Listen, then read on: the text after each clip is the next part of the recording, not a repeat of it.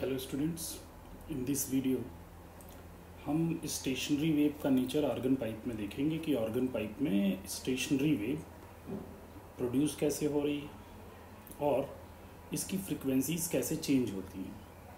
तो ये स्टार्ट करते हैं। तो ऑर्गन पाइप, तो हम जानते हैं कि ऑर्गन पाइप दो टाइप की है, एक है क्लोज्ड ऑर्गन पाइप और दूसरी है open organ pipe. Closed organ pipe मतलब एक एंड पर ये क्या होगी, क्लोज्ड, और ओपन ऑर्गन पाइप को हम देखेंगे तो दोनों साइड पर ये ओपन होगी। इसमें हम डिस्प्लेसमेंट वेव के नेचर को लेके चलते हैं। तो यहाँ पर हम देखेंगे displacement wave in organ pipe. अब डिस्प्लेसमेंट वेव के लिए रूल है कि eight open and always anti node बनेगा एंड एट क्लोज्ड एंड हमेशा नोड बनेगा। तो जैसा हम देखें कि ओपन ऑर्गन पाइप में दोनों एंड्स ओपन है तो हमेशा anti node for displacement wave. और अगर हम देखें क्लोज्ड ऑर्गन पाइप में एक एंड क्लोज है तो क्लोज पर नोड और ओपन एंड पर हमेशा एंटी नोड। लेकिन अगर ये डिस्प्लेसमेंट वेव की जगह कोई अदर वेव होती, जैसे एग्जांपल ले लेते हैं हम प्रेशर वेव, तो प्रेशर वेव के सेंस में यहाँ पर थ्योरी पलट जाती, कंसेप्ट पलट जाता कि ओपन एंड पर क्या बनता, नोड, और क्लोज्ड एंड पर एंटी नोड। ऐसा इसलिए होता है क्योंकि डिस्प्लेसमेंट वेव और प्रेशर वेव के बीच में π/2 का फेज डिफरेंस होता है। तो इस डिफरेंस की वजह से नोड और एंटी नोड अपनी पोजीशन को चेंज कर लेते हैं। तो इस फंडे को याद रखते हुए हम केवल यहाँ पर इस थ्योरी के लिए डिस्प्लेसमेंट वेव का सहारा ले रहे हैं।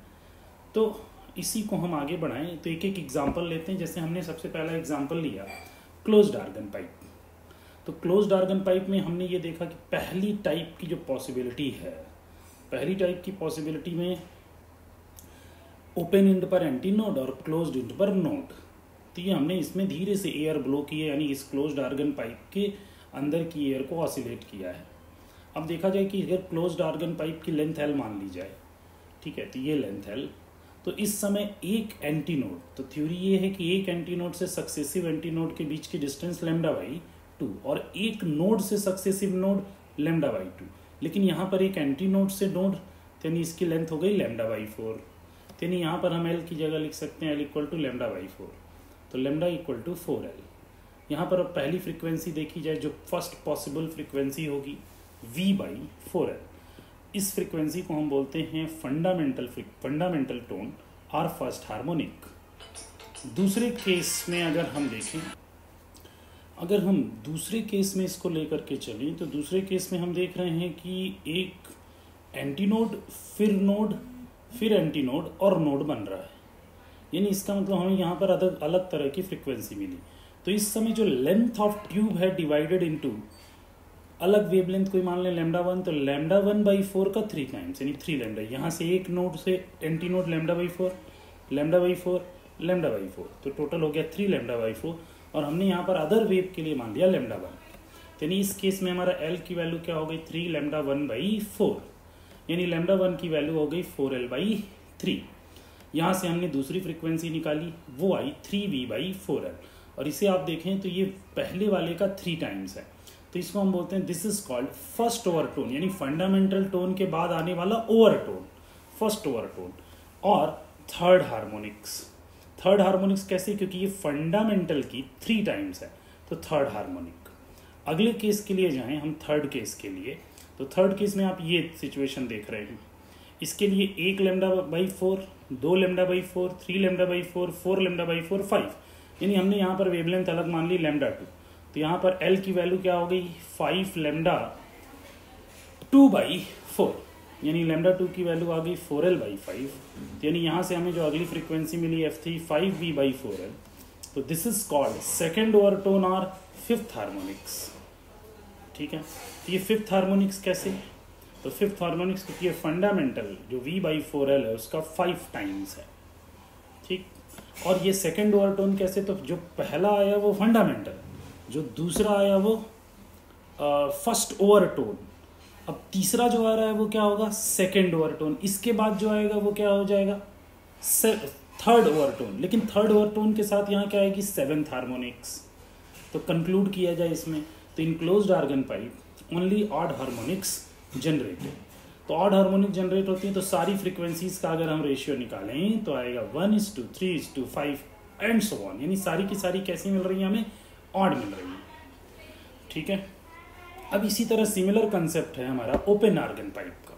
ओपन आर्गन पाइप में देखिए पहली पॉसिबिलिटी देखी गई तो डिस्प्लेसमेंट वेव लेके चलें तो ओपन एंड पर एंटी नोड नोड, तो एक एंटी नोड से सक्सेसिव नोड λ/2, λ1 अगर अगला लिया गया तो ये आ जाएगा 3λ, ये नेक्स्ट वाले के लिए, ठीक है। तो हम सेकेंड वाले के लिए लेके चल रहे हैं, थर्ड वाले के लिए लेके चल रहे हैं, आ गए यहाँ पे हम। तो पहले वाले केस में आ रहे हैं L = λ/2, यानी λ = 2L, तो F1 की वैल्यू हो गई V/2L। This is called fundamental tone और फर्स्ट हार्मोनिक, इसी को फंडामेंटल फ्रिक्वेंसी भी बोलते हैं। अब इसके आगे अगर हम आए तो देखेंगे ये यहाँ से यहाँ तक 1 λ/2 और यहाँ से यहाँ तक 2 λ/2, हमने वेवलेंथ λ1 मान ली है, तो ये आ गया 2 λ1/2। इस 2 को मैं कट नहीं कर रहा हूँ ताकि मुझे बाद में देखने में आसानी हो कि ये फंडामेंटल का कितनी टाइम्स है। तो अगर यहाँ देखा गया तो F2 की वैल्यू आ गई 2V/2L। This is called first overtone, fundamental tone के बाद पहला आने वाला फर्स्ट ओवरटोन। एंड पहली फ्रीक्वेंसी का ये कितने टाइम्स है, तो 2 टाइम्स है, तो 2V/2L। अगले वाले केस में अगर हम देखेंगे तो यहाँ से यहाँ तक 1 λ/2, 2 λ/2, 3 λ/2, तो हमने वेवलेंथ ही λ2 मान ली है, तो 3 λ2/2। तो नेक्स्ट केस में जो C के का केस है L = 3 λ2/2, यानी यहाँ से λ2 की वैल्यू आ गई 2L/3, F3 को हम बोलेंगे 3V/2L। इसका फ्रीक्वेंसी का क्या नाम है, तो ये हो गई सेकेंड ओवरटोन, क्योंकि पहला आया था फंडामेंटल, दूसरा आया था हमारा फर्स्ट ओवरटोन, तीसरा आया सेकेंड ओवरटोन, और फिर आ रहा है अब सेकेंड ओवरटोन के बाद जो अगला आएगा वो थर्ड ओवरटोन। लेकिन हार्मोनिक्स में क्या, तो ये पहले वाले का 3 टाइम्स है, तो थर्ड हार्मोनिक्स। अब इसको कंक्लूड किया जाए तो so in this case of open organ pipe both even plus odd harmonics generated, यानी अगर यहाँ पे हम रेशियो निकालेंगे तो F1 * F2 F3 का रेशियो हमारा क्या आएगा 1:2:3, ठीक है, यानी इवन और ऑड दोनों हार्मोनिक्स जनरेट हो रही हैं। तो हमने देखा closed organ pipe and open organ pipe. Next अगर हम देखें तो इस पर प्रॉब्लम कैसे, तो एक छोटा सा एग्जाम्पल मैंने लिया है। N organ pipe closed eight 1 end, मतलब क्लोज्ड आर्गन पाइप। तो हम इस क्वेश्चन में देख रहे हैं an organ pipe closed at one end vibrating in first overtone and another pipe open at both end, यानी ये वाला क्या हो गया ओपन आर्गन पाइप। हम इसे शॉर्ट फॉर्म में क्लोज्ड आर्गन पाइप को लिखेंगे COP and open organ pipe को लिखेंगे OOP। अब जरा सा यहाँ ध्यान देना है कि an organ pipe closed at one end vibrating in first overtone closed organ pipe का, तो फर्स्ट पहला मिलता है उसका V/4L, दूसरा मिलता है हमारा 3V/4L, फिर नेक्स्ट मिलता है 5V/4L। यहाँ फर्स्ट ओवरटोन की बात हो रही है, तो ये हो गया 3V/4L। चूंकि क्लोज्ड है तो इसलिए मैंने लेंथ को LC से डिनोट कर लिया। और इसमें जरा देखा जाए थर्ड ओवरटोन, इसमें बात की जा रही है आर इन रेजोनेंस। रेजोनेंस का मतलब होता है 2 फ्रीक्वेंसीज का एक सा हो जाना। तो थर्ड ओवरटोन ऑफ OOP निकाल लिया जाए तो 4V/2LO। अकॉर्डिंग टू प्रॉब्लम क्या है, ये रेजोनेंस में है, तो 3V/4LC 4V/2L0। तो यहाँ से अगर रेशियो निकालेंगे तो हमारा आएगा 3/8। तो इस तरह का एक प्रॉब्लम आता है, तो हमें ओवरटोन और इसकी फ्रीक्वेंसीज को अच्छे से देख लेना है कि ये क्या है, ठीक है। अब देखिए इसमें क्या होता है, एक अगर हम प्रॉब्लम देखें तो जो हम आर्गन पाइप देख रहे हैं, जैसे जहाँ क्लोज्ड आर्गन पाइप देखें या ओपन आर्गन पाइप देखें, तो ये जो एंटी नोड और नोड हमने यहाँ मार्क किए हैं जस्ट लेंथ के ऊपर, ये यहाँ ना बन के थोड़ी सी इसके ऊपर की एयर भी ऑसिलेट करने लगती है, जैसा हम इस सिचुएशन में दिखा रहे हैं कि एयर यहाँ की ना ऑसिलेट, यहाँ तक तो लेंथ ऑफ ट्यूब ही है, लेकिन इसके ऊपर की एयर भी ऑसिलेट करने लगती है सर्टेन डिस्टेंस तक। यानी हमारा एंटी नोड या नोड, अगर डिस्प्लेसमेंट वेव की बात करें तो ओपन आर्गन पाइप में एंटी नोड जस्ट इंड पे ना बन करके थोड़ा सा ऊपर बनता है, यानी ये डिस्टेंस भी हमें कंसीडरेशन में लेनी चाहिए। दिस लेंथ को कंसीडरेशन में लेने के बाद, यानी हम कुछ को करेक्ट करने जा रहे हैं, तो that correction is known as end correction.